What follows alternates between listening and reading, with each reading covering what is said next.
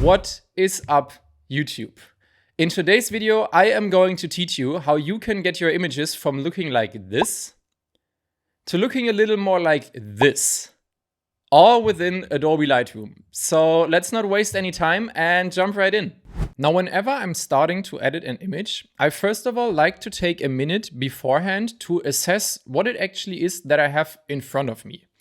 Now, for this particular image, the first thing that I actually want to do is brighten it up a little bit because it is a pretty dark image right out of camera and I want you and me to be able to actually see what it is that we have in front of us. I took this image on a trip to the Netherlands and it was obviously taken on a drone. I shot this on my DJI Mavic 2 Pro. And what we can see in the image is that we obviously have a quite lonely looking surfer right in the middle of the image, and the rest of the image is ocean. Now, what I also want to take a really close look at is what kind of colors and contrast the image is presenting me with, so that I do know what I can work with in post-production. And this is also the reason that I took this image for the sake of this tutorial, because usually my editing these days is pretty stripped back. I basically just work on the contrast and the colors a little bit, and then I'm usually fine with my images. But with this particular image, I did a little more sophisticated editing. And that is because I think the base image allows you to do so without making it look super fake or over-edited in the end. And throughout the tutorial, you are going to be seeing what I mean by that. So the first thing that I would notice looking at this image is that it looks quite flat contrast-wise, straight out of camera. You can also see that looking at the histogram. There's not much latitude when it comes to the highlights and shadows. But what I immediately notice upon taking a closer look at this image is that there is a lot of potential to give this image a lot of contrast. Because if you look at the right-hand side of the image, it is significantly brighter than the left side of the image. This is on one hand due to the fact that the little bit of sunlight that was coming through was coming right over here from the right side. But it's also mainly due to the fact that on the right side of the image, we have a lot of waves. And on the left side, we don't. So the right side is actually pretty bright with all those white areas compared to the left side where there is a lot of almost black areas. And then also if we zoom into places like this, for example, you see that there are a lot of actually high contrast areas within the image because you have areas that are pretty dark right next to areas that are basically almost white. So now right from the get-go, I know that I'm probably going to be able to add a lot of believable contrast to this image, and I'm probably also going to be able to enhance the way the light falls on this image because we have this nice little fall off in brightness from right to left with those very dark areas on the left that we can enhance and still make it believable that this is the way the image looks. Now, like I said, the next thing that I want to take a closer look at is color. And if we take a closer look at this image, actually, we don't even need to take a look that is that close. We can immediately see that this image does not have a lot of color variancy. Since about 89% of the image is covered by the ocean, we are mainly left with this gray-greenish color that the ocean is. Which, looking at this image, I immediately know that I want to push this more towards a saturated bluish ocean color. And then if we zoom into the other 2% of the image, which is the surfer, we can first of all obviously going to see a little bit of skin color. And then he has this little yellow band around his ankle, a little bit of greenish yellow on his suit, and then this really bright yellow surfing board. Now, since the surfer is only such a small part of the image, I know that I'm probably not going to spend a lot of time specifically editing him. What I do notice immediately though is that his surfboard, which is the main pop of color in the image, has this nice bright yellow color. And yellow or orange colors usually work very, very well with blue tones because you have this nice complementary contrast. So what I would set out to do here is to create a really nice complementary color contrast between the surfboard and the ocean. So the ocean has to become way more blue, and then the surfboard maybe can just keep the yellow color. Maybe I would even tweak it to be a little bit more orange to enhance the color contrast. What this will do is it will really draw the viewer's attention towards this small little surfer in the middle of the ocean. Now, the first thing that I usually do when I start the actual editing process is to set my color profile. Color profiles are basically different ways within Lightroom to interpret the data from the raw file. But since this was shot on my DJI Mavic 2 Pro and there are no dedicated DJI color profiles within Adobe Lightroom, I am just going to leave this as the basic Adobe color profile. Now, before I start to work on colors and contrast, I actually want to crop this image, because when I shot this image, I already had the framing in mind. I wanted to frame the surfer right in the middle of this image with a really nice center composition, because you just have this one point of interest right in the middle of the image, and the rest of it is just this wild ocean. What I also want to do is to crop this into a 4:3 aspect ratio, because I personally just really like the 4:3 aspect ratio. And I think it's going to work particularly well on this image because it's a bit narrower. It moves more towards the square aspect ratios, which really is going to enhance the center composition. So I'm going to open up my crop window, hitting the R key. And on the aspect ratios, I'm going to set this to 4:3. Now, if I pull this all the way to the right, we can see the surfer is kind of in the middle, but he's not quite there. So what we are going to do now is hit the O key on our keyboard, because what this lets us do is we are going to get different overlays for cropping. And like we see here, we have this wonderful overlay to crop things to be exactly in the middle of the image. So now I'm just going to drag my corners around to a point where the surfer is basically right in the middle of the image. So something like this should be good. And there we go. So now, like I said in a lot of other videos, the first tool that I usually use while editing is the calibration panel. But since this image is so low in contrast, which makes it kind of hard to see color nuances and how things are going to look in the end, on this particular image, I first of all want to get it to a place where I like what the contrast looks like. And for this, I'm going to use the tone curve. Now, I think I'm going to brighten this up a little more beforehand just to get a more even exposure. And then I'm going to start working on the tone curve. So the first thing I actually want to do here is to take these white areas on the waves and brighten them up quite a bit. And for this, I'm going to use the lights and highlights. Now, what you can see when I hover above those two is that there's actually not that much information there, especially in the highlights. So I'm first of all going to take the lights and brighten them up quite a bit. And what we can see is that we basically can take this almost to 100 before things actually start to clip at some minor points, which I'm not too worried about. Now, the next thing I want to do is take a look at the darker areas of the image. And what I'm going to do for this is first of all, look at my darks on the slider here and just see what happens when I move the slider around. And we're immediately going to see that this basically affects all of the image because most of the image is pretty dark. So since the image is pretty dark in general, and I don't want to make it too dark again, I am just going to slightly decrease the darks to a point where these areas between the waves just have a nice contrast compared to the bright areas. So I think something like this should be all right. Now, what I would notice now is that this area in the top left right here, that is basically the darkest part of the ocean, and then also that area down here that is pretty dark, is pretty far away from actually being black. So what I want to do is enhance the way the light falls across the image by turning the very dark areas even darker. So what I'm going to do for this is take my shadows, but I'm not just going to lower the shadows because this is going to make the overall image very dark.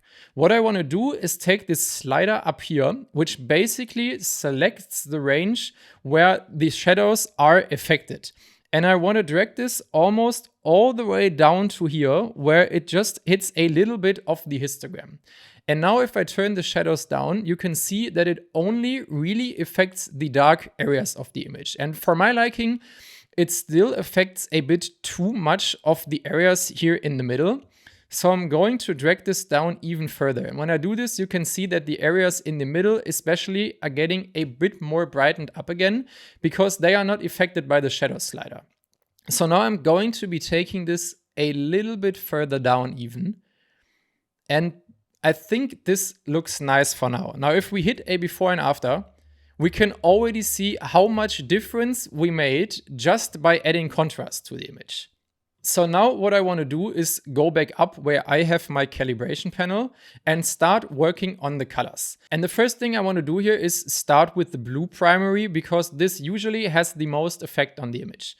And if we increase the saturation, you are immediately going to see that we increase the saturation of the ocean by a lot, and it actually starts to gain some actual color, and it's not just a big grayish mass anymore. So I think something like this should be all right. It might even be too much. I have to see how it plays out throughout the editing process. And then I'm also going to switch the hue around here and shift this a bit more towards the bluish side, so we can start getting away from the green more towards the blue. Because as I said in the beginning, I want to give this a more bluish ocean kind of feel. So next up, I want to work on the green primary, and if we increase the saturation here, you see that this also greatly affects the ocean because it just has this greenish tint.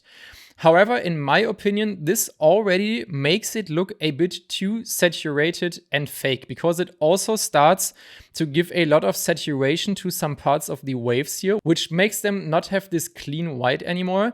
And it also gives too much saturation to the dark areas that would just generally not be as saturated. So I think I'm actually going to dial this quite a bit back, even more than it actually was in the beginning. Now, if I move to the hue and start dragging this more towards the blue side, you can see that this is where we can really gain some ground on making this actually look like a bluish ocean. So something like this looks fine for me right now. Now, going to the red primary and increasing the saturation, this is also affecting the ocean quite a bit more than I would have thought. And it's of course also affecting our surfer here. But since he's just such a small part of the image, I am not too worried about tweaking any colors of him right now. So I think I'm going to use this to increase the saturation of the ocean a bit more. And then let's just see what the hue does for us here. And then if we tweak this around, you can see that if we take it more towards the left side, where it goes more towards the purple area, it gives the ocean a bit more of a tealish, I would say Caribbean-like look. So I think I'm going to push this a bit over here, and then I'm fine with that. And then lastly, I'm going to look at the tint for the shadows. And I'm probably not going to do a whole lot here because the image is so dark overall, which means that tinting the shadows is going to affect the image a lot.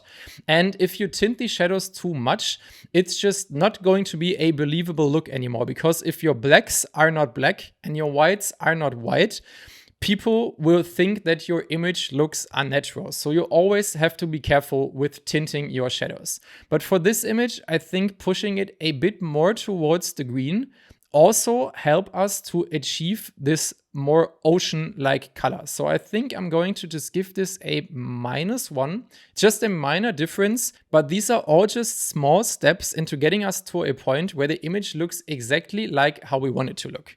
And then if we hit a before and after just for the calibration panel, which can be done by clicking this little eye symbol that is next to any of the Lightroom tools, you can see that we have given the image quite a lot more saturation and that we have already covered a lot of ground towards making this ocean actually look like an actual ocean. So if we also hit a general before and after, this is what we've got so far. So I think the next thing that I actually want to do, because the ocean is still pretty greenish, is that I want to actually lower the temperature of the image just a tiny bit. Because this is also going to largely help us with getting a nice blue color for the ocean. Now, I don't want to do too much here because this is also going to affect the whites of the waves. And I definitely want to keep them as white as possible. Because as you can see, if I move this all the way over here, the ocean might get this nice bluish overall color. But now the white parts of the waves also are very, very blue, which makes the image look very fake and unnatural. So I'm probably going to dial this in somewhere around 6200, maybe 6100.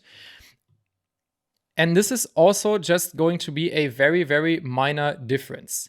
Now, if we work our way down towards the basic panel, I am not going to touch the highlights, shadows, blacks, and whites right here, because these are basically just another way to do what we did in our tone curve. So I don't really need to be working those.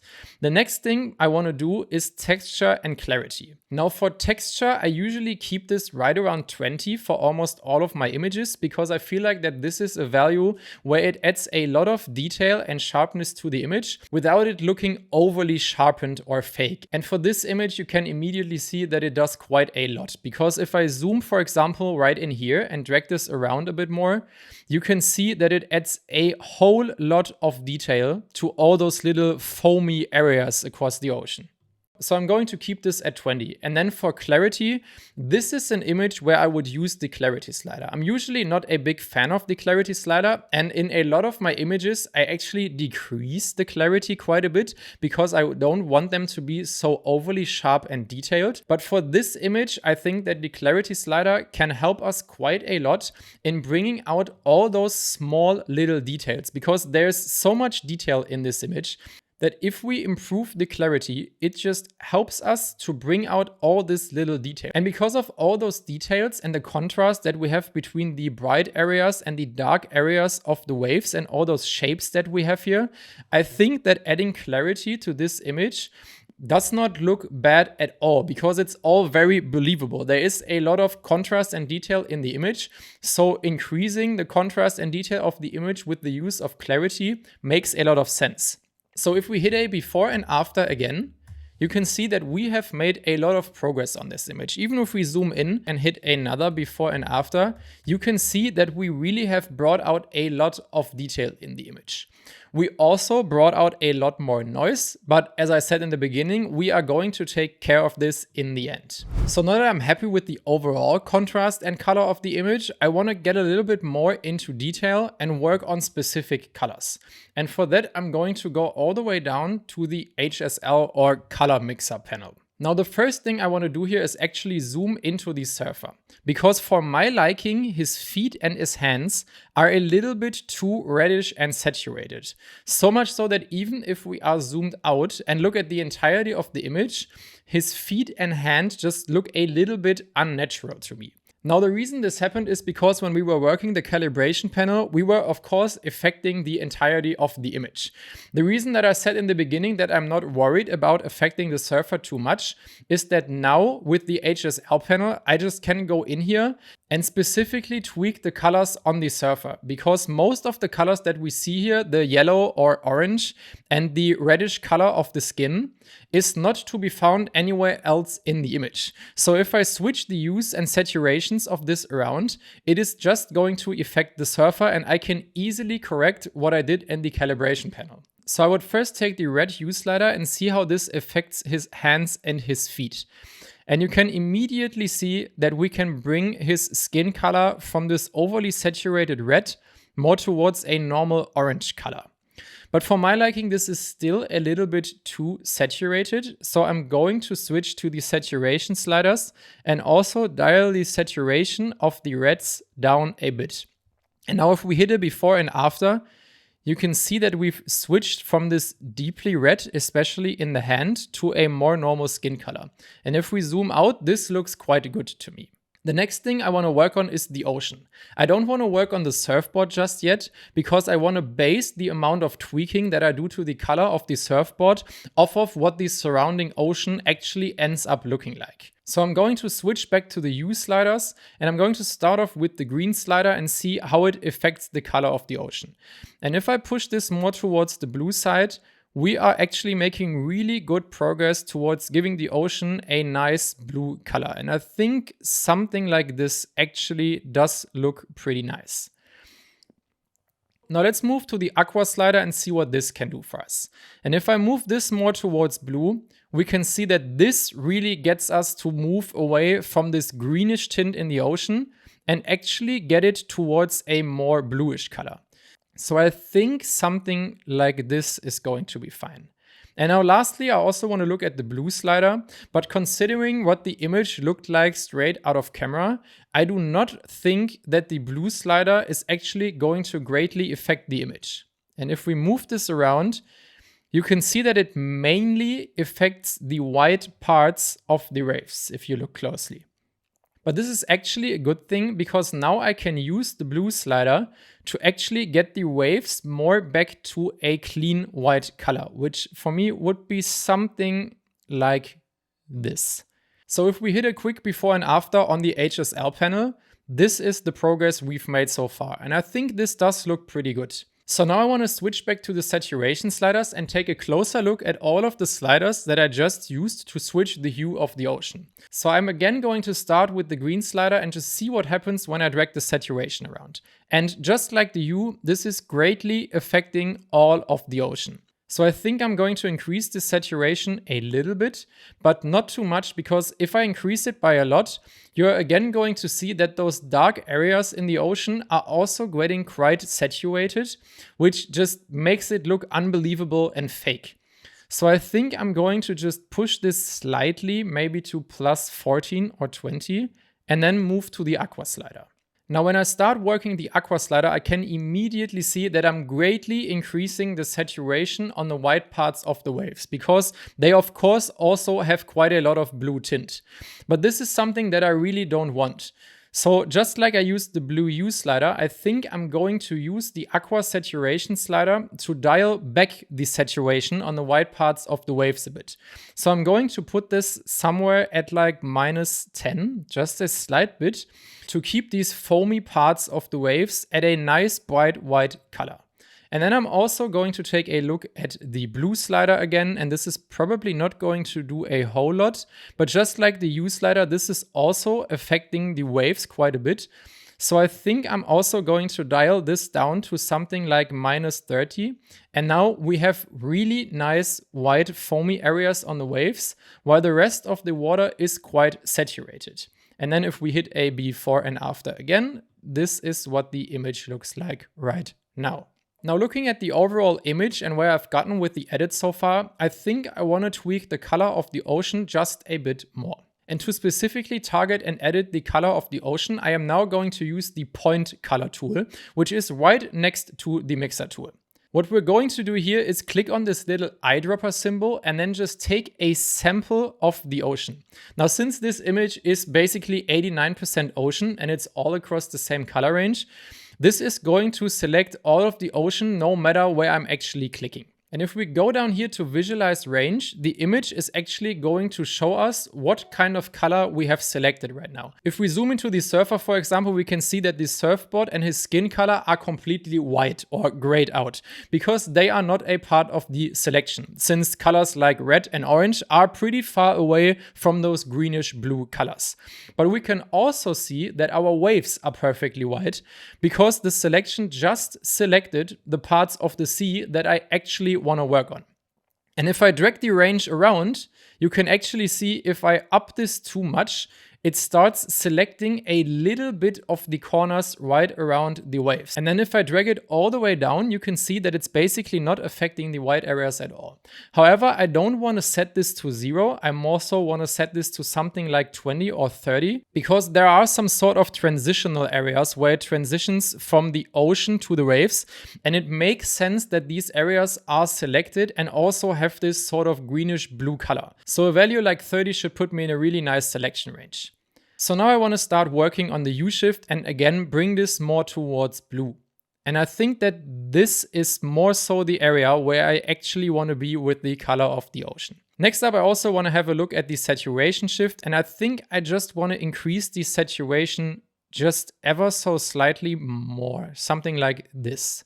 Now the luminance shift, what that does is it increases or decreases the luminance or lightness of the selected color range. So basically something like the brightness of the color range. And I think I want to actually use this to darken it down a bit.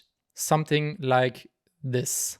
And then if we hit a before and after again on the color mixer, I think we have gotten to a very nice point with the image. So the next thing I want to do is to actually start working on the color of the surfboard. And if we zoom in, we can see that all the color tweaking that we've done so far has turned the surfboard into this strange yellowy, greenish, sort of neon text marker type color, which we definitely don't want. So to work on the surfboard, I am also going to use the point color tool, and I'm going to make a selection of the surfboard. And then I'm going to just drag the hue around and move this towards a way more orange color. Something like this, I guess. So now if we zoom out, we can see that the surfboard has a really nice contrast with the ocean. And I think I'm also just going to increase the saturation of the surfboard quite a bit more, even though it's pretty bright. So something like this maybe. So now this looks really nice. I think the surfboard has a really nice complementary color contrast with the ocean, and it's a really nice pop of color that really draws your attention to the image. And if we hit another before and after on the color mixer, now it just really looks like he's actually surfing in a nice blue ocean. So what I actually like to do when I'm done with the majority of my editing is revisit the basic edits like saturation and contrast and see if I can just get a little bit more out of the image. So I'm first of all going back to my basic adjustments to see if I want to make any further changes here. And I'm first of all going to look at the exposure, and I think we're good here. Maybe just a tiny bit more brighter. Next up, I'm also going to look at the basic contrast. And since I've already made a lot of work to the contrast with the tone curve and to the different ratios between bright and dark areas, if I now work on the general contrast setting, it is going to be way nicer than when I would have just increased the contrast right from the beginning with the basic contrast slider. So if we increase this here, this actually looks really, really nice. So I think we can actually push the contrast quite a bit more here. Something like this, I think. Yeah, that looks great. So I don't think I'm going to be using the other basic adjustment sliders, because just by using the basic contrast slider, we already made quite a good improvement to the image. So there's basically no need to use the other 4 sliders, which are basically just a more nuanced way to increase the contrast in the image. And now if we hit another before and after, look at all the difference we have made to this image. So there's 2 more things that I want to look again here, and that is overall saturation and color temperature.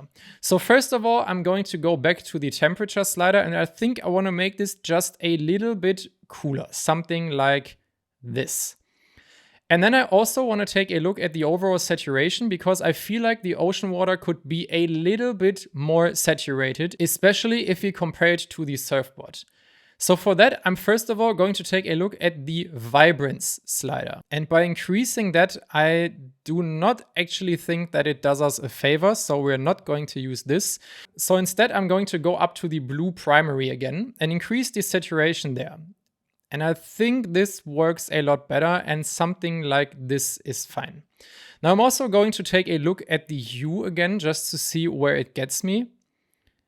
And I think I'm going to actually move it down quite a bit to something like this. Now I feel like the white part of the waves have a lot of blue tint to them. So what I want to do now is actually go down to the color grading panel, to the color wheels, and select the highlights. And what I want to do here is get rid of a bit of this blue cast on the white parts of the waves. So in order to do this, I'm going to add to the highlights a color on the opposite side of blue on the color wheel, because what this does is that it balances out or negates the blue tints in the highlights. So if I click on the color wheel right here, I'm going to drag my mouse around and find a spot of color that to me makes the wave seem as white as possible. And that would be something around here.